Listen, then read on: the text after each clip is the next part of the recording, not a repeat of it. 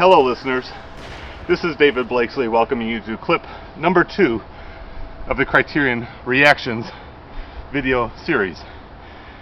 I'm here talking to you about Spine number 969. Nice. Jan Němec, Diamonds of the Night. A foundational film of the Czechoslovak New Wave, just recently released by the Criterion Collection. It's a powerful film. Shot in that harrowing, austere style reminiscent of films like Andrei Tarkovsky's Ivan's Childhood, or Mikhail Kalatozov's The Letter Never Sent, or a later Soviet film, Larissa Shepitko's The Ascent. This really intense depiction of the human body, mind, and soul under extreme duress. Diamonds of the Night is set in a kind of a Holocaust, World War II context, although it's not really what you would call a war movie, nor is it really, per se, a Holocaust survivor movie. It is based on some autobiographical recollections. Arnos Lustig is the author whose stories and writings inspired the film, and he lived through circumstances very similar to what we see in Diamonds of the Night. As a young man, he was shipped off to concentration camps, and that's what we see happening here. Two young men who have a very chance opportunity to escape from a train that's taking them to a death camp. When it's attacked by Allied forces, the train is stalled and they make a break for it. That's really the core of the film as far as narrative is concerned, where the boys are basically just trying to survive, and they're running through uncharted woods, places they've never been before, maybe never will be again, but they're scrambling for their lives. And the film kind of takes us through 3 dimensions of reality. The depiction of what's actually happening to them, and there's memories of their recent past, and there's visions, you might even say hallucinations, of what they might wish would be happening, or perhaps in their feverish, delirious state might even think actually are happening. The way this film is constructed leaves a lot up to the viewer to figure out, what do you make of what's going on? What are the author's intentions? And really, what difference does it really make? It's a bunch of impressions, beautifully photographed, very powerful, stark, monochromatic cinematography, with images that really resonate in the imagination as we identify with these young men and the torments and trials that they're enduring.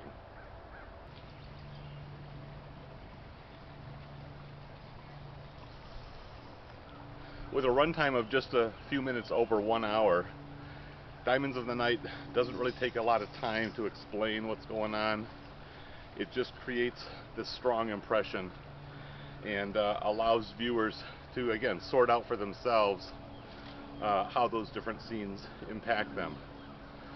The first half of the film really is more or less a survival story, as the boys, having not eaten properly, having not really had any kind of care or rest, are just really scrambling for any kind of sustenance they can find. They rejoice at a random rainstorm where they can just take in the falling raindrops.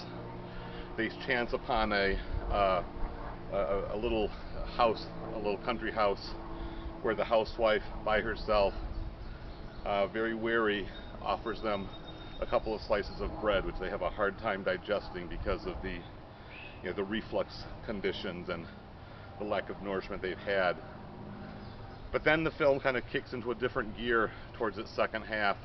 Even as we've gone through the disorientation of the dream sequences, the hallucinations, the memories, now all of a sudden we're accosted by this group of old men. Old men decked out in pretty nice suits, hats, but also armed with shotguns. And they're implacably making their way towards this young pair, these 2 boys. And it's hard not to draw some conclusions of kind of a vampiric exploitation of the younger generation by the elders. Jan Němec, the director, was in his late 20s when he made this film, but it feels like the work of a young man just coming to grips with sort of a generation of betrayal that he's experienced. He found a group of old German men who had settled into this region of Czechoslovakia after World War II, and got them to kind of enact these scenes.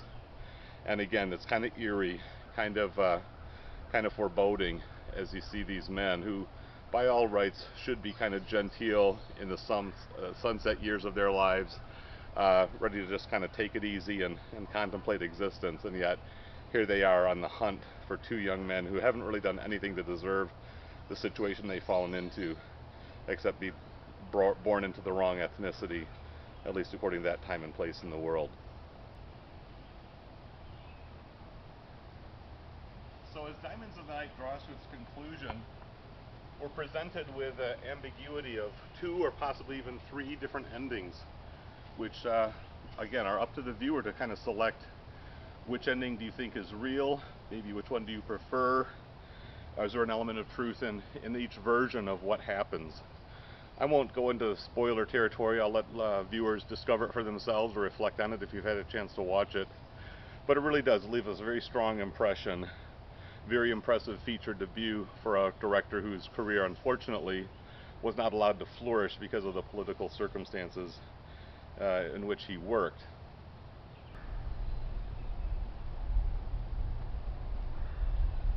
Even though Jan Němec was one of the earliest directors to get his own feature film in Diamonds of the Night, kind of helped get the Czechoslovak New Wave going, he only had an opportunity to make one other feature film, A Report on the Party and Guests, and he also contributed one short piece, The Imposters, to the Pearls of the Deep omnibus anthology film featured in the Criterion Eclipse set, Pearls of the Czech New Wave.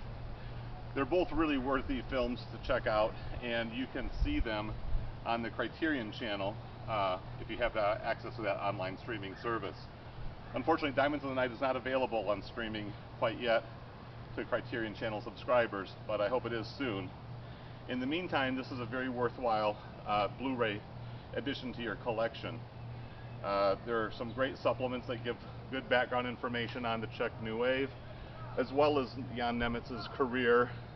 Also included is a Loaf of Bread, his very first film, a student film about 10 and 11 minutes long, that is also based on the work of Arnold Lustig, the author of the book that this film was based on. It makes for a very nice package. It's not super long. The materials probably run about an hour altogether, in addition to the 1 hour of film. So there's plenty of unused space on that disc. But if you are a fan of the Czechoslovak New Wave, if you've enjoyed the films of the Eclipse series set or other entries into the really incredible cinematic filmmaking tradition native to the Czech Republic and Slovakia as they're politically organized these days, I really recommend this set quite a bit. Well, I've got plenty more I could say about this film, but I have run out of time now and video footage. So if you want to continue the conversation, please leave a comment. Thanks for watching. See you soon.